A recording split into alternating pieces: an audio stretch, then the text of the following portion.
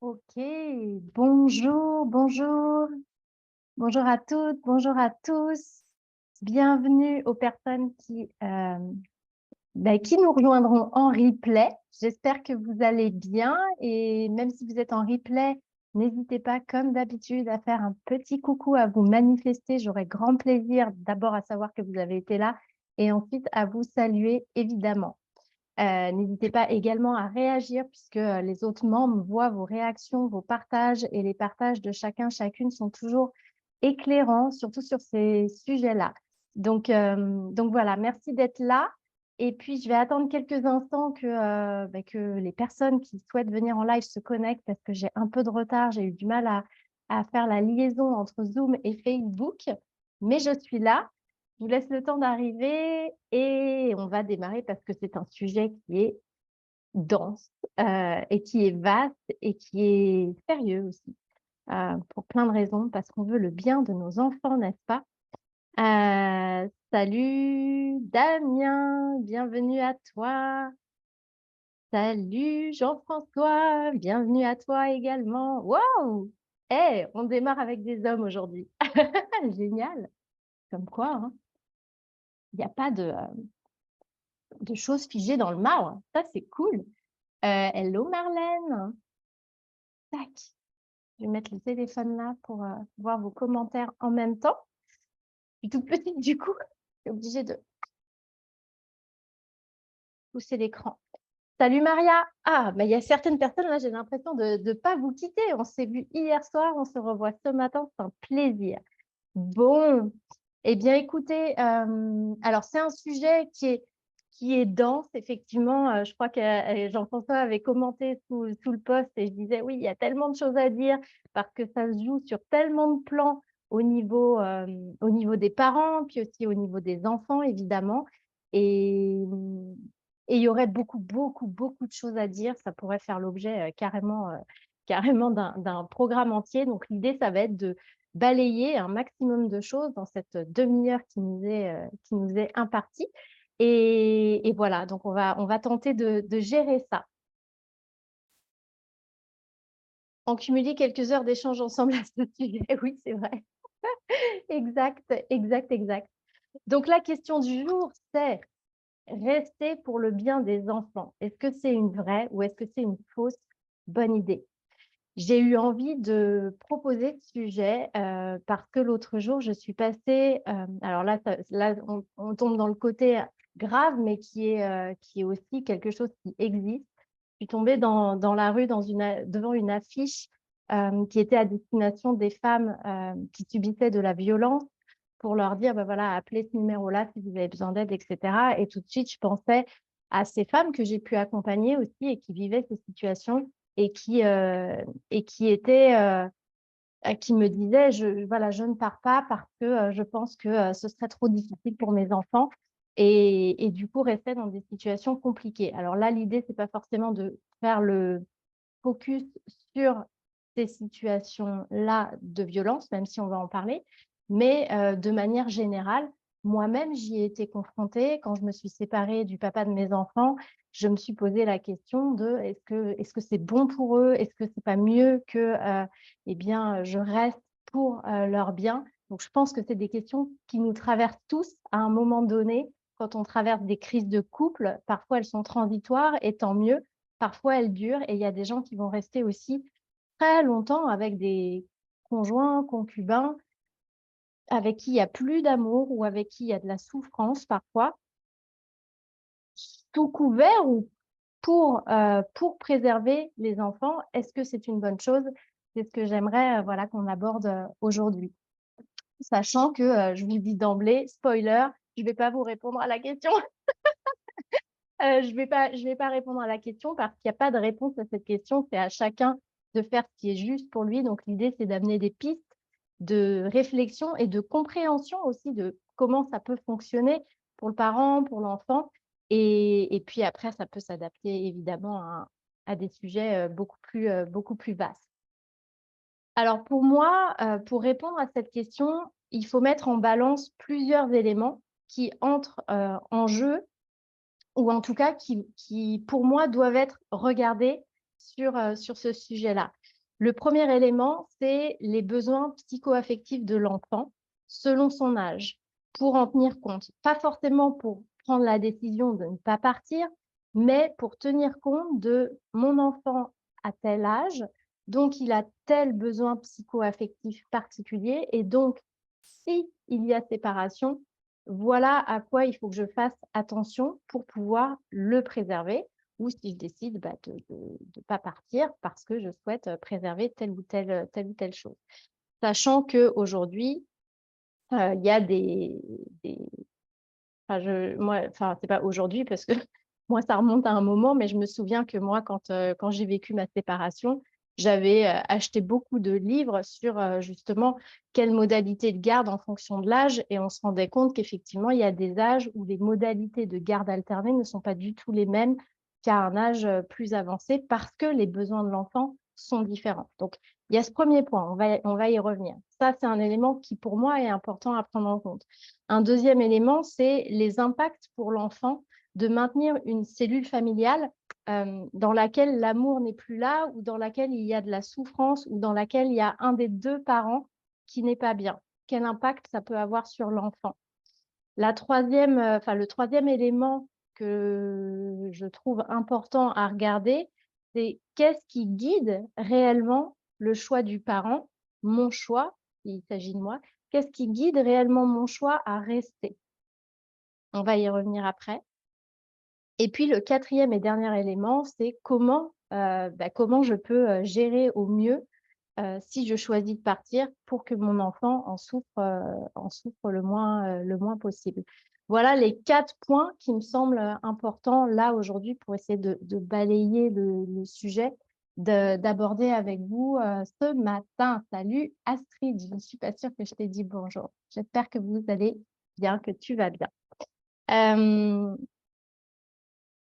Donc, le premier élément, je vous disais, et dites-moi, n'hésitez pas à partager dans le chat, je vous lis, si vous voulez partager votre expérience ou vous voulez rebondir sur ce que je partage. Pour moi, donc, le premier point, c'est d'avoir en tête les besoins psycho-affectifs de l'enfant selon l'âge qu'il a ou qu'ils ont, s'il y en a plusieurs. Alors, ça, c'est des choses qu'on voit d'ailleurs dans la formation Libé. On rentre dans les stades des besoins psycho-affectifs de l'enfant. C'est hyper important parce que selon les stades, les besoins sont différents et donc les blessures qui peuvent se créer sont différentes, ou en tout cas ne vont pas avoir le même impact. Et puis surtout, quand on va faire derrière la pacification et la libération, on ne va pas aller sur les mêmes terrains selon l'âge qu'avait notre client quand il y a eu la blessure. Donc, c'est des choses qu'on approfondit dans la formation, mais là, je voudrais quand même vous en parler dans les grandes lignes, dans ce qui est important là par rapport à notre sujet.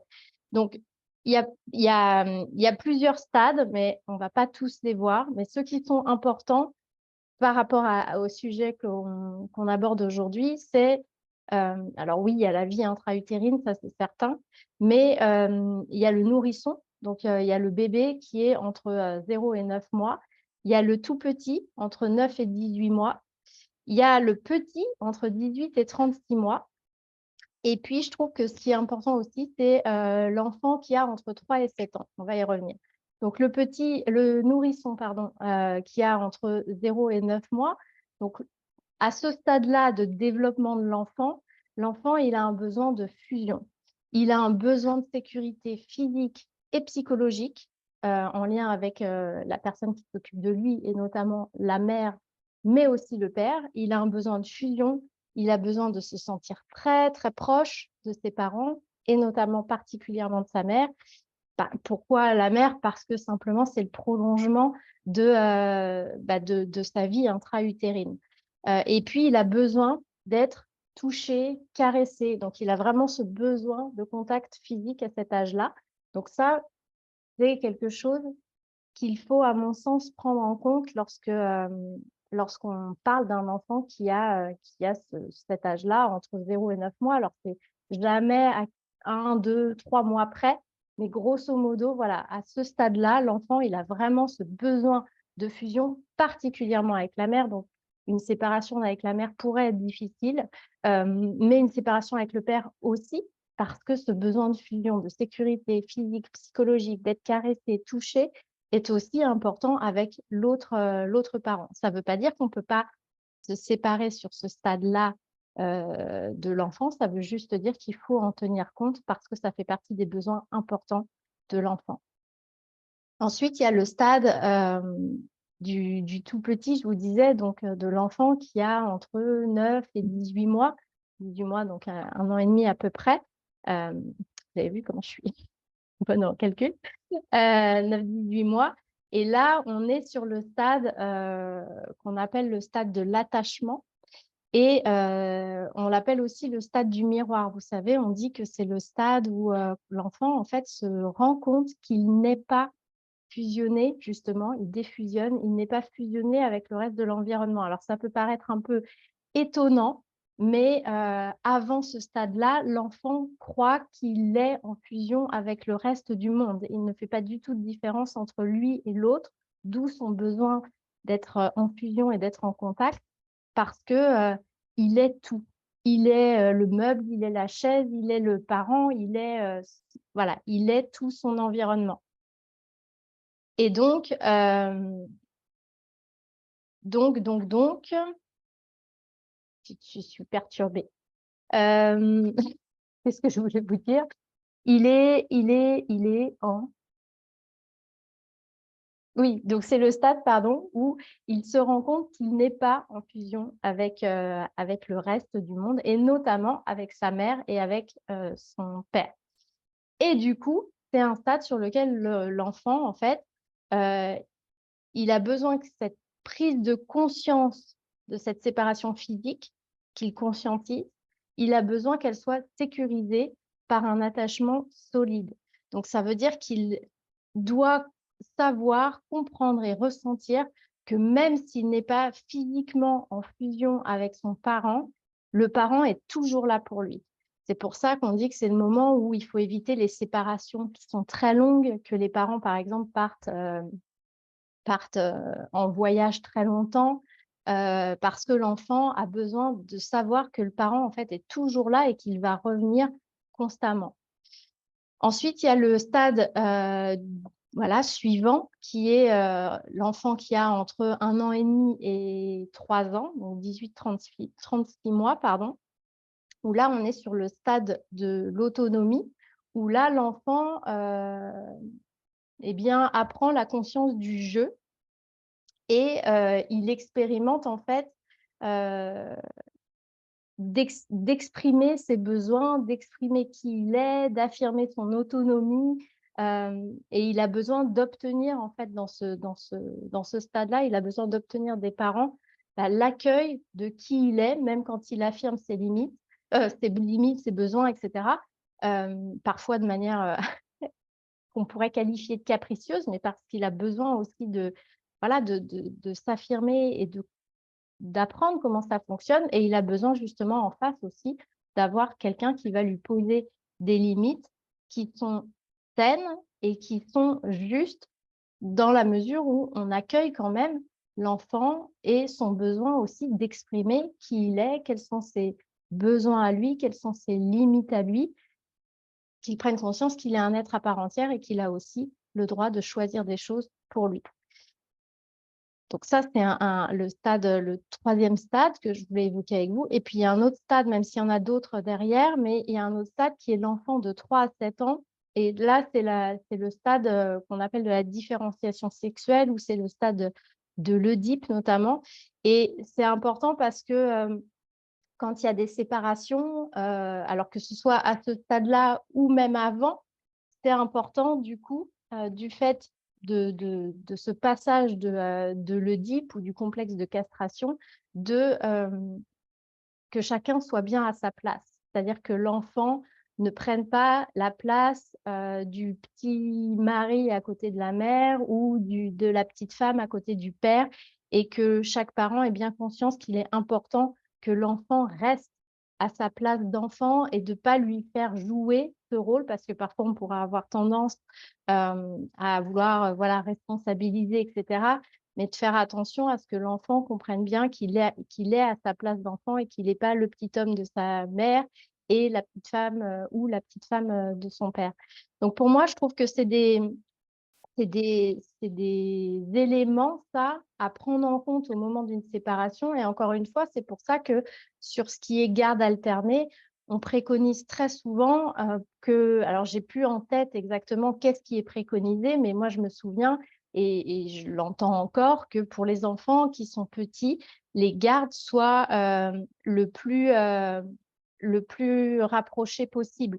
C'est-à-dire que limite, il faudrait que ce soit pour le tout petit, que ce soit un jour, un jour, un jour, un jour, un jour, que tous les jours, en fait, ça change de parents pour que la séparation soit la plus courte possible, qu'il ait l'impression d'être toujours avec son parent. Donc, on voit bien qu'effectivement, l'enfant tout petit, nourrisson, il a besoin de ce contact permanent avec son parent. Et donc, pour le coup, une séparation qui est ou une garde alternée qui va être une semaine, à cet âge-là, ça peut être embêtant parce que le besoin de fusion, d'attachement est fort sur ces stades de développement-là. Après, ça ne doit pas empêcher, et on verra parce qu'il faut le mettre en balance avec les autres éléments qu'on va voir derrière, ça ne doit pas empêcher de se séparer parce qu'il peut y avoir des circonstances où c'est nécessaire aussi et où finalement ce sera plus délétère de rester pour l'enfant dans un climat où il y a de la souffrance ou de la violence, par exemple, plutôt que de vivre des séparations dont on parle là sur le stade de la fusion ou le stade de l'attachement. Mais encore une fois, ça ne veut pas dire que parce qu'on est sur ces stades-là, la séparation va créer, va faire du mal à l'enfant. Ça veut dire qu'il faut juste gérer la séparation différemment de ce qu'on ferait avec un enfant qui est plus grand et qui, lui, est capable de vivre une alternance plus importante. Est-ce que c'est clair jusque-là pour vous? Vous arrivez à me suivre? Moi, pour une fois, j'arrive à bien me suivre. J'ai l'impression j'ai l'impression que c'est clair. Est-ce que ça va?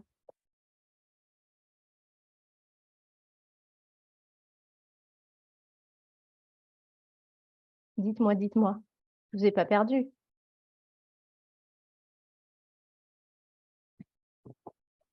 C'est bon? OK,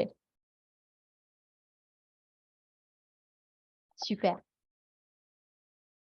Donc l'autre élément que je vous disais à mettre en balance, donc c'est toujours ça, hein, c'est de mettre en balance les choses en fonction de notre situation et en fonction de ce qu'on vit et en fonction de ce qu'on ressent, puis en fonction de ce qu'on ressent de notre enfant aussi. OK, super Astrid. Merci Marlène aussi. Le deuxième point que je voulais aborder, c'est, et je me rends compte qu'il faut que j'accélère quand même, 9h25, on a commencé un peu en retard. C'est les impacts en fait pour l'enfant, au-delà de son stade psycho-affectif, les impacts pour l'enfant de maintenir une cellule familiale dans laquelle il n'y aurait plus d'amour ou dans laquelle il y aurait un ou deux parents qui seraient en souffrance. Là, il y a plusieurs points à regarder là-dedans, et puis on pourrait en parler encore une fois, hein, pendant des heures, mais les choses pour moi principales à avoir en tête, c'est déjà que l'enfant introjecte les émotions et les énergies de ses parents. Donc introjecter, j'en parle souvent et puis c'est des choses qu'on voit, hein, dans la formation aussi avec les personnes que je forme, mais l'introjection, c'est le fait de s'approprier les émotions de l'autre, parce que les enfants sont des éponges émotionnelles, donc ils s'approprient l'émotion, l'énergie, les comportements aussi, des parents notamment, et ils se les approprient finalement comme s'ils étaient à eux. Donc ils finissent par le ressentir comme si c'était eux qui l'avaient vécu.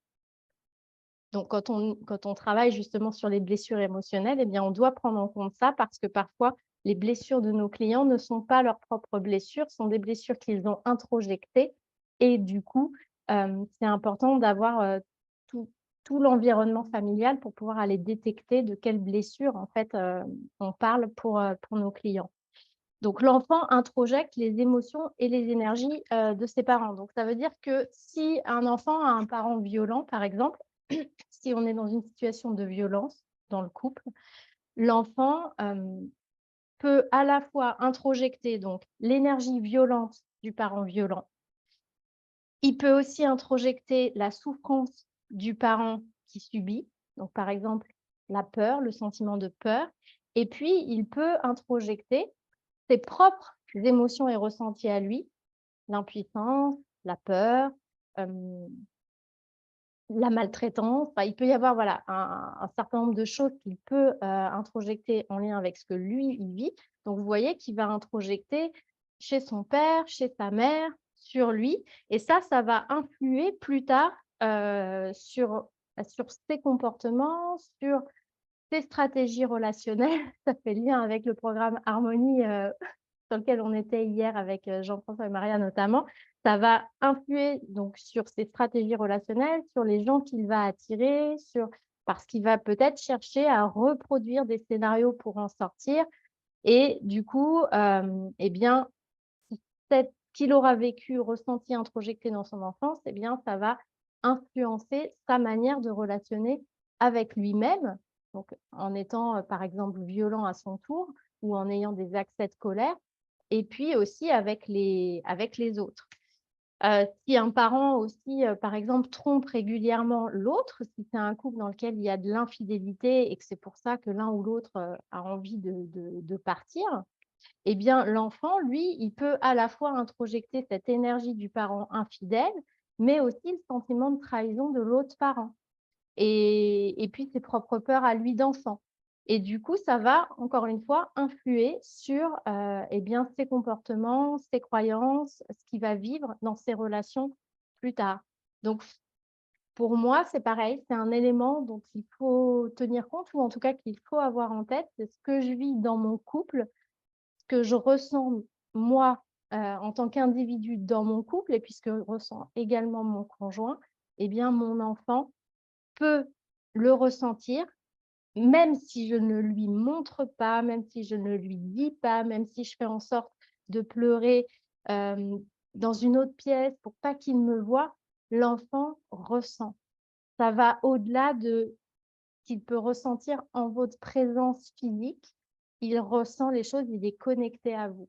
Donc, du coup, eh bien, il faut prendre en compte le fait que ce que vous vivez, l'enfant, en fait, le vit quelque part, on pourrait dire par procuration et ça peut influencer, et bien, du coup, derrière, ses sphères relationnelles à lui-même et aux autres. Et puis, l'environnement dans lequel on vit quand on est enfant, donc nos enfants, eh bien, va créer des croyances.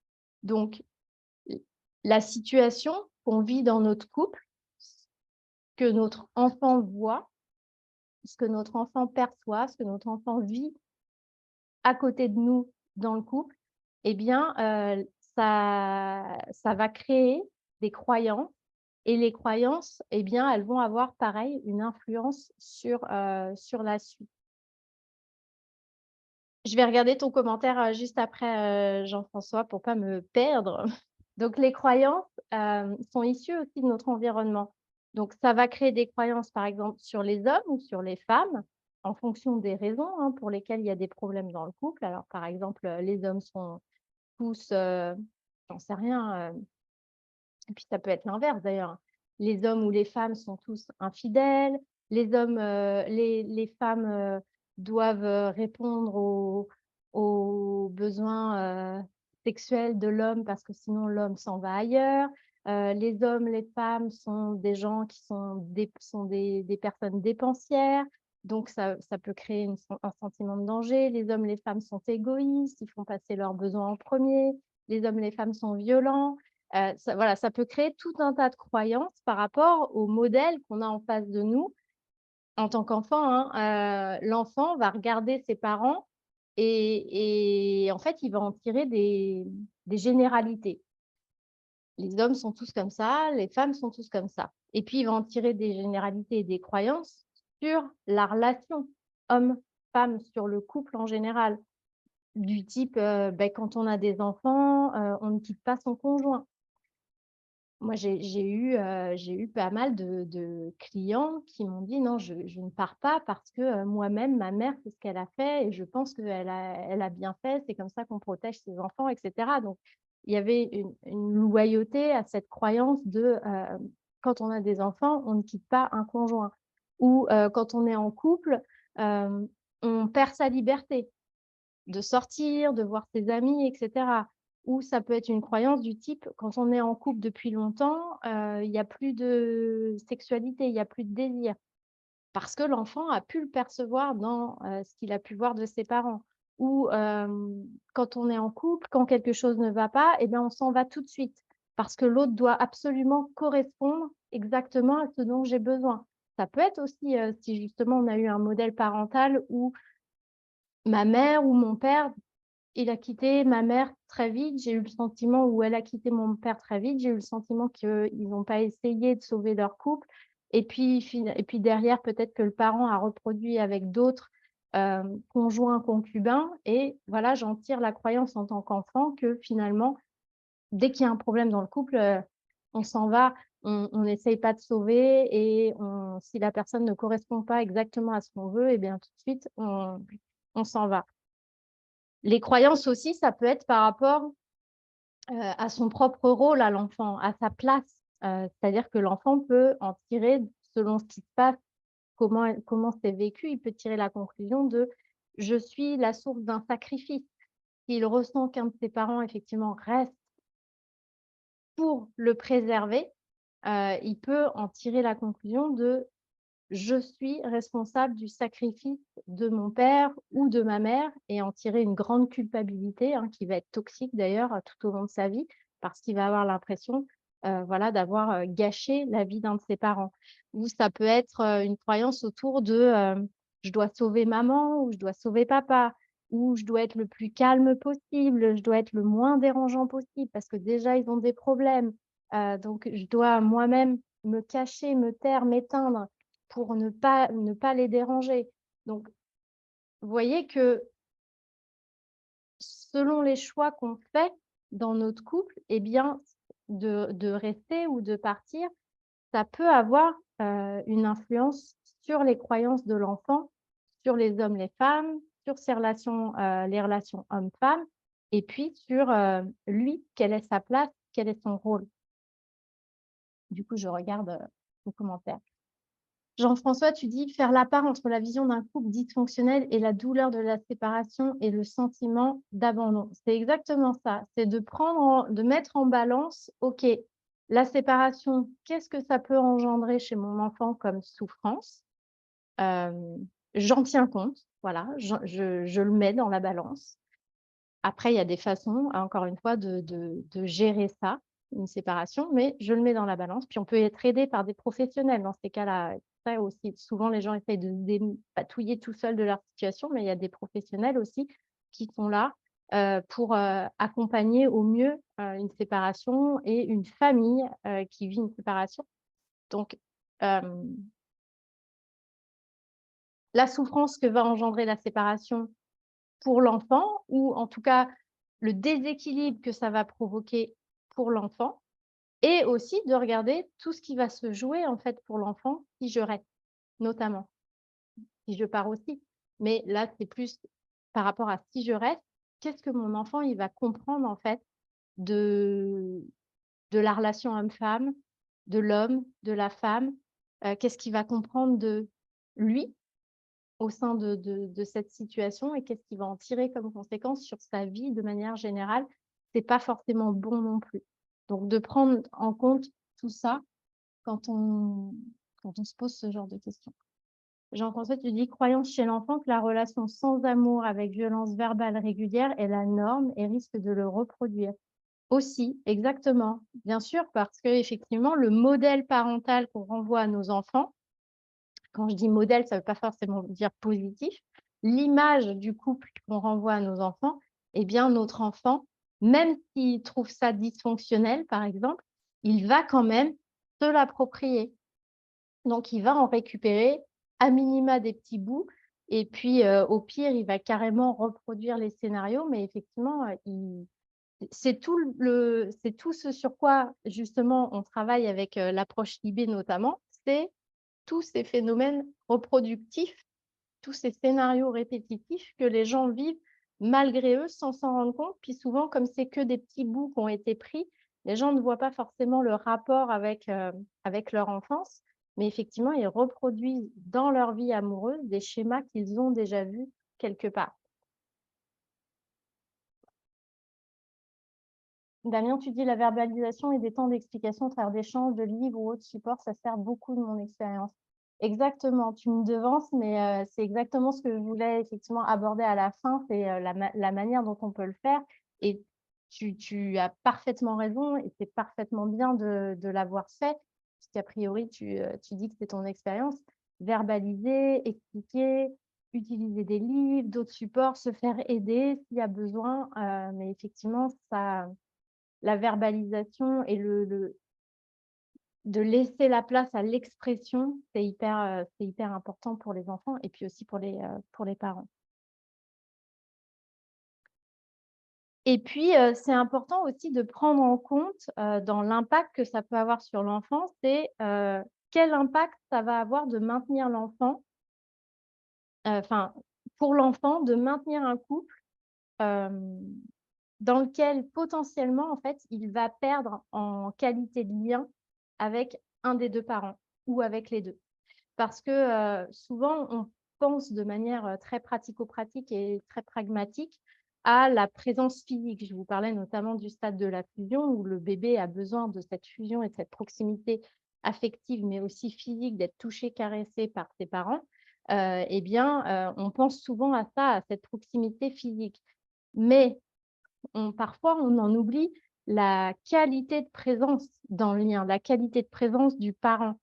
Et si on est en tant que mère ou en tant que père, on n'est pas bien dans notre couple, c'est lourd, qu'on est limite, voire en dépression, que du coup on n'est plus dans la joie, on est quelqu'un de triste, on est quelqu'un avec des émotions qui sont, voilà, qui sont lourdes, une énergie lourde, bah, notre enfant, il le ressent et il n'est pas nourri en fait par il y a pas de lien nourrissant entre lui et son parent.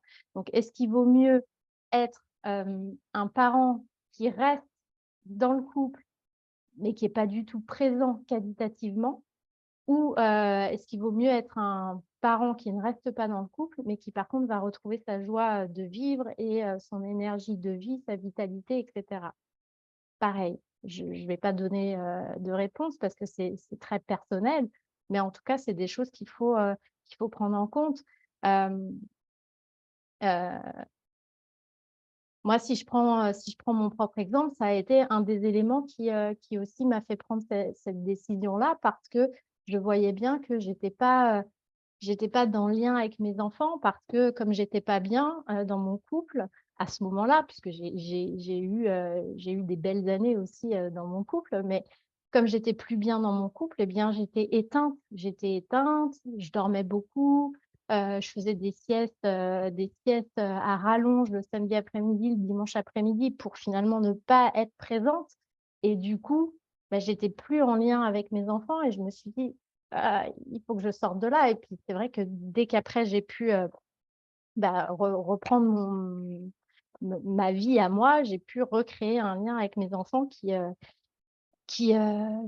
était basé sur la joie, la présence et cetera et ça a fait partie, des ça a fait partie en tout cas des choses que j'ai mis dans la balance et qui ont fait que j'ai pris cette décision-là, parce que je voyais que la qualité de présence que j'avais avec mes enfants était plus OK. Et vous voyez, j'avais une cliente, je me souviens, c'est pour vous dire l'importance que ça a, j'avais une cliente que j'accompagnais, elle avait une énorme blessure d'abandon, énorme, énorme, énorme, alors qu'elle avait une mère qui était, présente physiquement. Mais en fait, sa mère était présente physiquement, mais absolument pas présente émotionnellement. Il y avait pas d'échange, il y avait pas de qualité de présence entre la mère et la fille et en fait, la mère, je sais pas si ça va être clair pour vous, mais donc il y avait ma cliente, sa mère qui était très présente, mais peu présente qualitativement et cette mère, en fait, avait eu, elle, une mère totalement absente, physiquement et émotionnellement. C'était une mère qui elle avait une mère qui travaillait tout le temps et qui était jamais là Et donc, ce que j'expliquais à ma cliente, c'est qu'en fait, j'expliquais à ma cliente que sa mère, qui avait vécu avec une mère totalement absente, elle avait dû tellement souffrir de cette absence que, bah, logiquement, elle en avait tiré la conclusion, étant enfant, que cette souffrance était liée au fait que sa mère n'était pas là. Et donc du coup, elle a compensé en étant très présente physiquement. Donc elle a pensé bien faire pour sa fille en étant très présente, mais en fait, elle n'était pas présente émotionnellement, mais parce que voilà, elle s'est comportée en résonance avec sa propre histoire à elle. Et du coup, ma cliente en avait souffert. Donc avoir un parent présent, mais qui n'est pas bien, pour pouvoir créer un lien, bah, ça peut être plus délétère encore parce que en plus, l'enfant peut avoir tendance à croire que l'absence de lien est liée à lui. Je suis pas assez bien, je suis pas aimable et c'est pour ça que mon parent ne crée pas de lien avec moi. Les enfants ont ce qu'on appelle le syndrome de la toute-puissance, hein. Ils ont cette croyance que tout ce qui arrive est lié à eux. C'est pour ça d'ailleurs qu'on dit qu'il faut expliquer aux enfants les séparations, pourquoi il y a une séparation. Alors bien sûr, dans la limite de ce qui est entendable, mais c'est important pour que justement ils se détachent de cette croyance que, ça peut être lié à eux, hem, parce qu'ils ont ce syndrome justement de la toute-puissance. Hem Et j'allais dire aussi, qu'il ne faut pas oublier l'impact, enfin l'influence de nos choix sur les générations aussi suivantes, par effet de reproduction et par effet de loyauté. Combien de fois on peut voir en thérapie, hein, l'influence transgénérationnelle, de ces lignées de femmes qui sont restées avec des hommes violents ou ces lignées d'hommes qui sont restés dans des couples où, la femme était dominante et cetera. Et en fait, on retrouve souvent en thérapie, du coup, des influences transgénérationnelles, des loyautés transgénérationnelles aussi. Et du coup, bah, nos choix à nous vont aussi avoir une influence sur les générations d'après et encore plus si c'est déjà ancré avant nous et qu'on est nous-mêmes dans un processus de reproduction. Donc c'est en ça que aussi la conscience de soi, de la conscience de soi dans une dynamique aussi familiale avec, voilà, un travail sur le transgénérationnel, c'est hyper intéressant parce que ça nous permet de voir où on est en train de reproduire des choses et qu'est-ce qu'on a envie aussi d'arrêter de transmettre à nos enfants et aux générations et de se poser la question: «Qu'est-ce que j'ai envie de montrer à mes enfants?» Qu'est-ce que j'ai envie de montrer comme exemple à mes enfants en conscience à travers mes choix?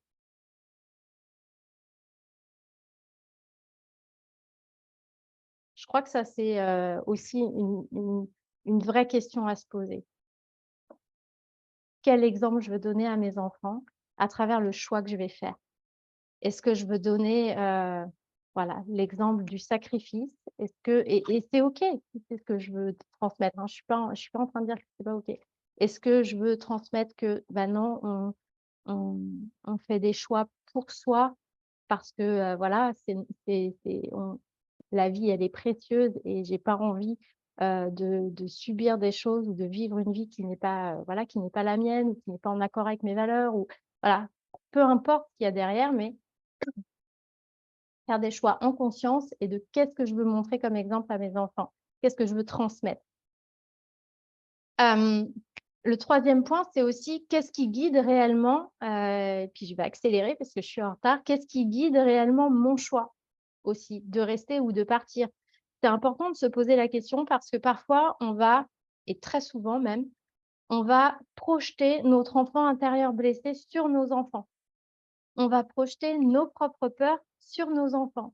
Donc on va par exemple se dire: «Mais je ne vais pas partir parce que je ne veux pas que mon enfant ressente ça, parce que, je veux pas, oui, qu'il se sente, abandonné, je veux pas qu'il ressente, de la tristesse, je veux pas qu'il se mette en colère contre moi, je veux pas qu'il m'en veuille plus tard» et cetera. Mais en fait, c'est nos propres peurs, nos propres sentiments, nos propres blessures d'enfance qu'on est en train de projeter sur nos enfants et qui vont guider nos choix. Et ça, c'est important aussi. Et parfois, on utilise inconsciemment aussi, c'est pas un jugement, hein, c'est une réalité. Et quand je dis inconsciemment, ça veut bien dire ce que ça veut dire. Ça veut dire qu'on ne le fait pas volontairement. Mais parfois, on utilise inconsciemment nos enfants pour ne pas reconnaître et assumer qu'on reste par peur. On préfère dire qu'on reste pour nos enfants plutôt que de dire: «Bah, en fait, non, c'est parce que, j'ai peur. J'ai peur de perdre mon statut social, j'ai peur, de perdre en ressources financières, j'ai peur de pas être capable de gérer toute seule, j'ai peur de perdre des amis, j'ai peur de perdre mon train de vie» et plutôt que d'assumer le fait que j'ai peur, moi, eh bien, je vais, utiliser inconsciemment le prétexte de mes enfants pour ne pas partir. Et ça, je trouve que moi, vous savez, hein, c'est pour ça que ce groupe s'appelle Conscience et Évolution. Pour moi, la conscience de soi, c'est qui va nous permettre de vivre une vie alignée et puis aussi de nous faire évoluer. Et avoir cette conscience, cette capacité de recul, cet observateur conscient de soi, de se dire: «OK, là, en fait, c'est pas vrai, je reste pas pour mes enfants, c'est parce que j'ai peur. Moi, moi j'ai peur. Et parce que je suis attachée à ça, parce que je suis attachée à ça et que c'est des choses que je veux pas perdre». Et c'est important d'en avoir conscience pour remettre, eh bien, les raisons de «je reste» ou les raisons de «je pars» au bon endroit et de pas les relier à à à mes enfants, en fait. Et je peux vous dire que moi, j'ai eu beaucoup et j'ai de nombreux clients qui sont en colère contre leurs parents parce que les parents les ont pris comme excuse pour rester et eux, ils se sont sentis coupables, en fait, de voir leurs parents rester, comme si, c'était de leur faute si ma mère était malheureuse, c'était de ma faute si, ma mère continuait à être trompée par mon père et cetera. Et en fait, au fond d'eux, ils savaient très bien que c'était pas du tout la bonne raison. Que la bonne raison, c'est que la mère n'a pas eu le courage de prendre cette décision pour telle et telle raison ou n'a pas pu pour telle et telle raison. Mais du coup, ils se sentent en colère parce que, on leur a fait porter une responsabilité qui était pas la leur. D'où l'importance en tant que parent de savoir pourquoi je fais des choses et de pas prendre mon enfant comme excuse, là où en réalité ça n'appartient qu'à moi. Et puis pour finir, du coup, bah, une fois que je mets tout ça en balance, parce que c'est vraiment ça, c'est pas de dire, «Il faut partir» ou «Il faut rester pour telle raison», c'est de prendre tous ces éléments-là qu'on vient de voir. Il y en a évidemment plein d'autres, mais ça, c'est pour moi, c'est les plus importants à voir, de prendre tous ces éléments et puis, de dire: «OK, au regard de tout ça, qu'est-ce qui est juste? Qu'est-ce qui est juste pour moi et qu'est-ce qui va être juste pour mon enfant?» Et d'avoir cette conscience de pourquoi je fais les choses et de l'assumer et de pas prendre ce prétexte des enfants pour, et bien, prendre une décision qui, en fait, n'appartient qu'à moi. Parce que les enfants, je pense sincèrement, là, pour le coup, je donne mon avis, mais je pense ils sont tout à fait capables de vivre, une séparation dès lors qu'elle est bien gérée. Hem,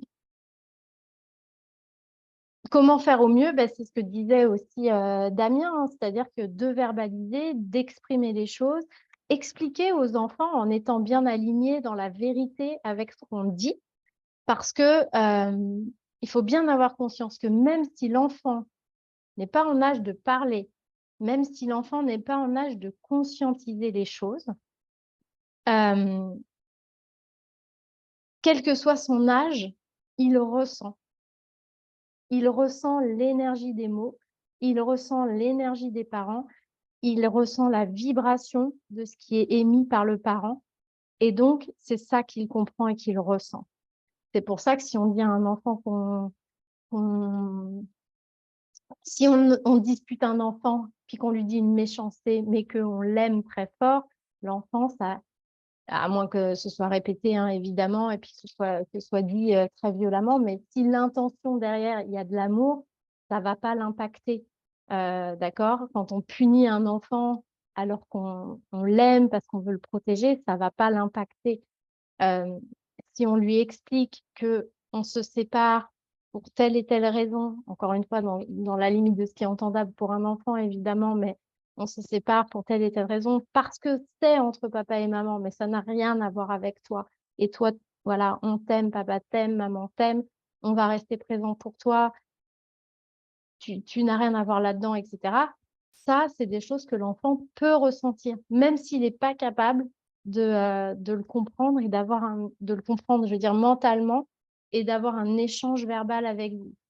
Et d'ailleurs, il y a plein de parents qui pensent que parce que les enfants ne parlent pas, ils peuvent faire et dire plein de choses devant eux. Mais c'est pas vrai. On ne peut pas faire n'importe quoi devant un enfant, on ne peut pas dire n'importe quoi devant un enfant parce que même s'il ne parle pas, et même s'il ne comprend pas de manière mentale ce qui se passe, il le comprend émotionnellement, il le comprend dans son corps et ça peut être très violent pour lui. Puis d'utiliser des supports, comme disait Damien, hein, d'utiliser des livres. Il y a plein de gens maintenant qui font des livres pédagogiques pour expliquer aux enfants la séparation, le divorce. Il y a des professionnels, il y a des médiateurs familiaux. Ils ne sont pas là que pour régler les conflits, ils sont aussi là pour accompagner des familles ou des coachs familiaux, des thérapeutes familiaux qui sont là aussi pour ça, pour aider à poser des mots, pour aider à accompagner une famille dans comment je gère ma séparation. Il y a plein de livres aussi pour adultes. Je vous disais, moi, j'en avais lu plein qui expliquent, voilà, justement, comment mettre en place une garde alternée en fonction de l'âge, etc. Donc, il y a plein de ressources, on va dire, pour accompagner ça. Et la première ressource, pour finir en beauté, c'est l'amour. C'est l'amour qu'on a pour nos enfants. Quelle que soit la décision qu'on prend, c'est ça qui est le plus important. De le faire en étant dans l'amour pour eux. Et être dans l'amour pour eux, c'est aussi ne pas les prendre comme excuse pour justifier des choix qu'on fait qui sont de notre propre responsabilité. Voilà. Est-ce que vous avez des questions, des choses que vous voulez partager avant que je vous laisse vaquer à vos occupations? J'attends.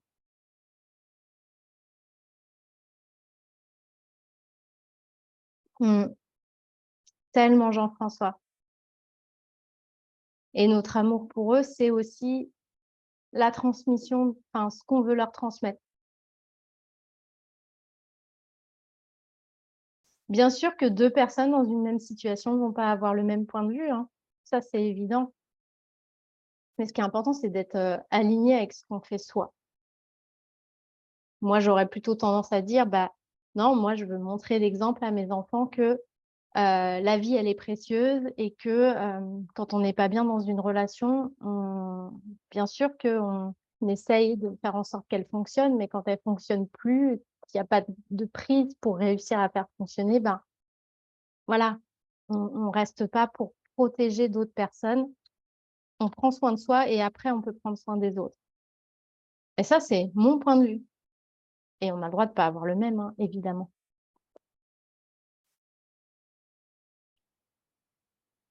Ok, j'ai pas l'impression qu'il y ait d'autres points.